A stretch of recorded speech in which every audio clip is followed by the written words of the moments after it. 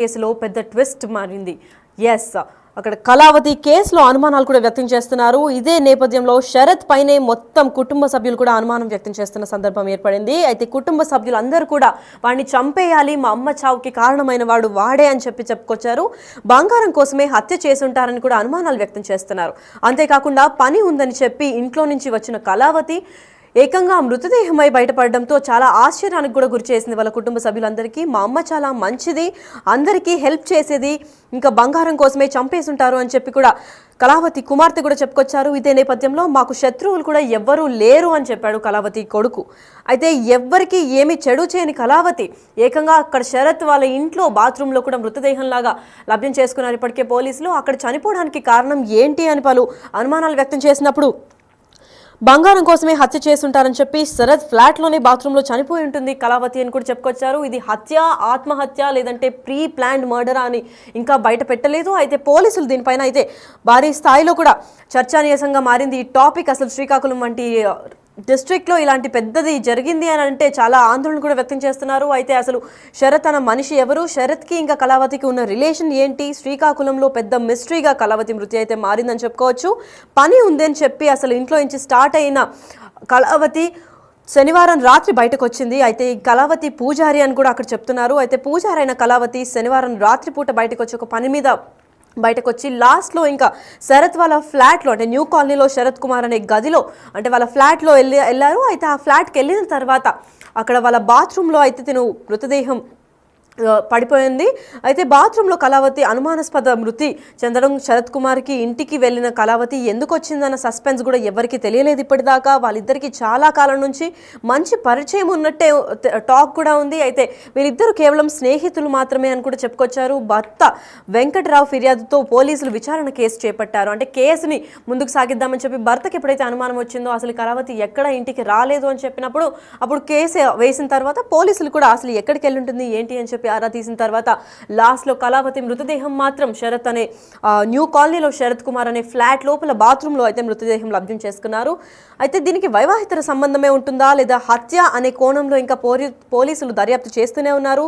ఇదే పరంగా డీఎస్పీ వివేకానంద కూడా మాట్లాడడం జరిగింది. ఇంతేకాకుండా శరత్ అపార్ట్మెంట్ దగ్గరే బైక్ను కూడా పార్క్ చేసింది కళావతి.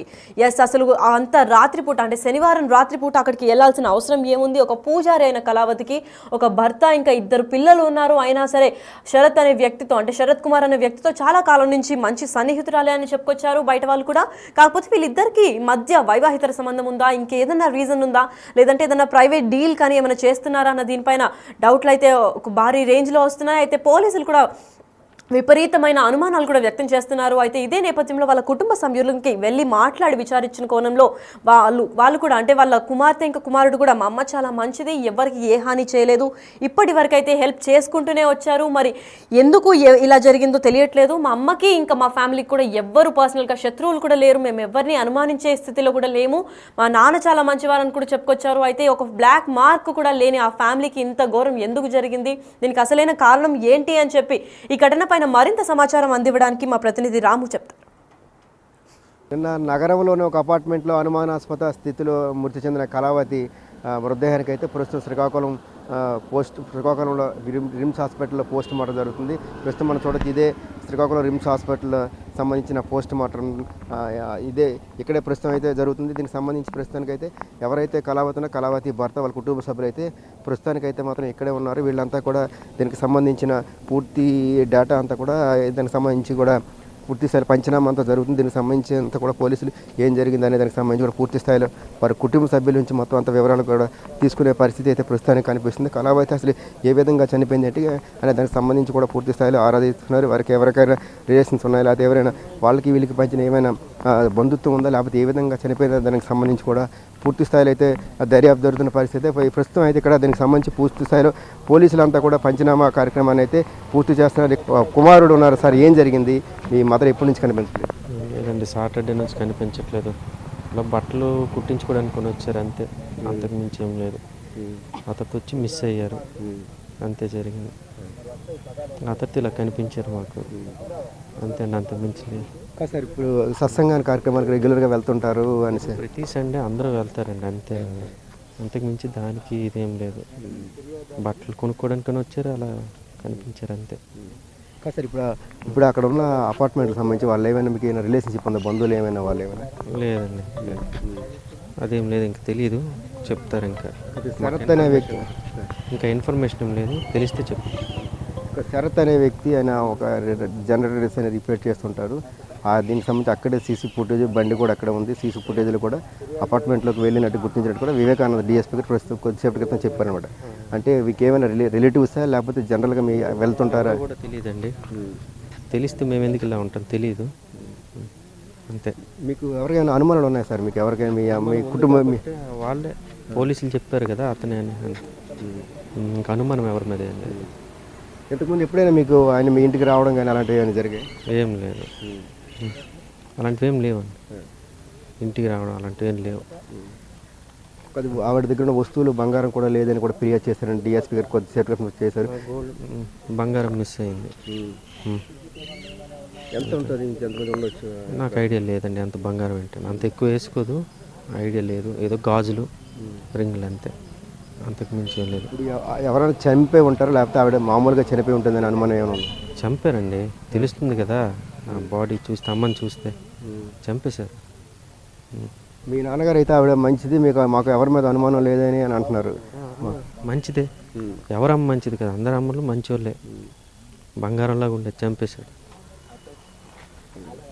సార్ మీ పేరు? పృథ్వీరాజ్. కళావతి వాళ్ళ కుమారుడు పృథ్వీరాజ్ కూడా తీవ్ర ఆవేదన వ్యక్తం చేస్తున్నారు.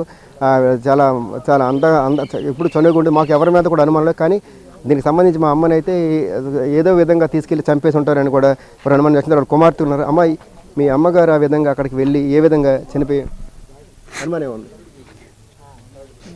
మా అమ్మని బంగారం కోసం ట్రాప్ చేసి చంపేశారు. టైలర్ మిషన్ కుట్టించుకుంటాను డ్రెస్సెస్ అని చెప్పేసి వెళ్ళిన అమ్మ తిరిగి రాలేదు. నేను సంక్రాంతి అప్పుడే మా అమ్మని చూశాను.